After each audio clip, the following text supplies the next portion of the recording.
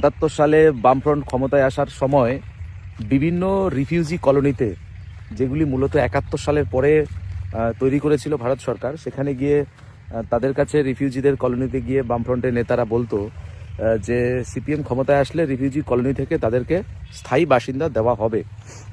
এবারে ৭৭-এ তো ক্ষমতায় আসলো এবং সেক্ষেত্রে ওপার বাংলার উদ্বাস্তু হিন্দু, মূলত মতুয়া, তাদের একটা বড় সংখ্যা তারা মার্ক্সবাদী কমিউনিস্ট পার্টিকে সাপোর্ট করেছিল। কিন্তু পরিণতিতে তারা কি পেয়েছিল? তারা পেল তাদেরকে রিফিউজি কলোনি থেকে তাদেরকে নিয়ে যাওয়া হলো উড়িষ্যার দণ্ডক আরণ্য জঙ্গলে, আর কিছু মানুষকে নিয়ে যাওয়া হলো সুন্দরবনের, যেখানে চাষের জায়গা নেই, বাঘের সঙ্গে প্রতিনিয়ত লড়াই, এইরকম একটা দ্বীপ যার নাম মরিচঝাপি। এবং সেই মরিচঝাপিতে দণ্ডকারণ্যে যখন সেখানে প্রকৃতির সঙ্গে লড়াই করে, প্রতিকূল পরিস্থিতির সঙ্গে লড়াই করে ওপার বাংলা থেকে আগত উদ্বাস্তু হিন্দু তারা ধীরে ধীরে বাসের যোগ্য জায়গা তৈরি করতে শুরু করলো, এবং তারা যখন নিজেদের মধ্যে একটা ইউনিটি তৈরি করতে শুরু করলো, এবং সেই ইউনিটি থেকে যখন সিদ্ধান্ত হচ্ছে যে এই সিপিএমের নেতা, বামপন্থী নেতারা, তারা উদ্বাস্তুদের মিথ্যা কথা বলে তাদেরকে ভোট নিয়ে পার্মানেন্ট সলিউশন করার নামে তাদেরকে ধোঁকা দিয়েছে, সেই সময় তারা ধীরে ধীরে কিন্তু ভেতরে ভেতরে সিপিএমের বিরুদ্ধে তারা প্রতিবাদ করা শুরু করে, তাদের কিছু স্থানীয় নেতা তৈরি হয়।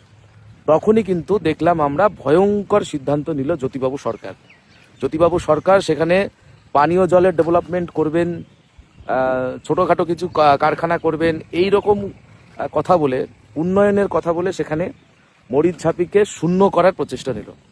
এবং সেখানে মোস্ট প্রবাবলি 31শে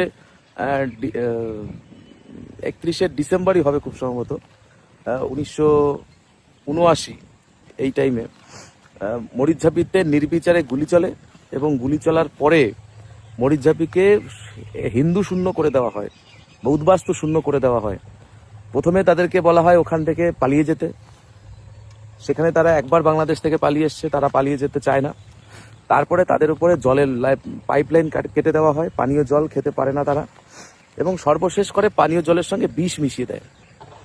তারপরেও যারা বেঁচে ছিল তাদেরকে ওখান থেকে গাড়িতে করে, নৌকায় করে নিয়ে গিয়ে তাদেরকে পাঠিয়ে দেওয়া হয় একদম বাঘের সম্মুখে। এত বড় অত্যাচার হয়েছে মরিচঝাপিতে। আজকে সেই সময়ের মানুষ অনেকে হয়তো ভুলে গেছেন সেই কথা, কিন্তু আমরা তো ভুলিনি। আমরা দেখেছিলাম পরবর্তীকালে মরিচঝাপির ঘটনায় তৃণমূল কংগ্রেস নেত্রী মমতা বন্দ্যোপাধ্যায় প্রতিবাদ করেছিলেন। তিনি বলেছিলেন ক্ষমতায় আসলে মরিচঝাপি তদন্ত হবে।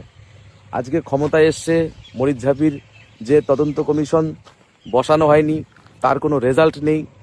এবং একটা সময় আমরা দেখেছিলাম যে জাতীয় কংগ্রেস তারা সিপিএম